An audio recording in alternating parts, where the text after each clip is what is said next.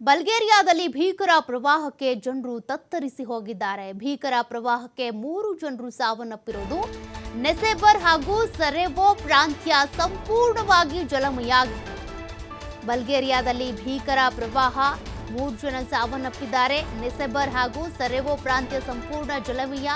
ಇನ್ನು ಬರ್ಗಾಸ್ ಪ್ರಾವಿನ್ಸ್ನಲ್ಲಿ ಪ್ರವಾಹಕ್ಕೆ ಓರ್ವ ಸಾವನ್ನಪ್ಪಿತು. ನೋಡಿ, ಪ್ರವಾಹದ ಭೀಕರ ದೃಶ್ಯಗಳನ್ನು ಗಮನಿಸ್ತಿದ್ದೀರಾ.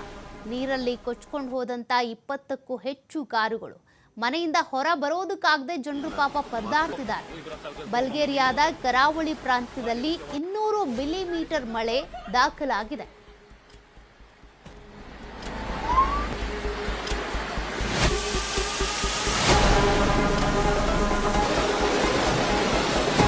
Людей топит там снизу вообще сильно. Машины. Выбраться из дома мы не можем. Валит все.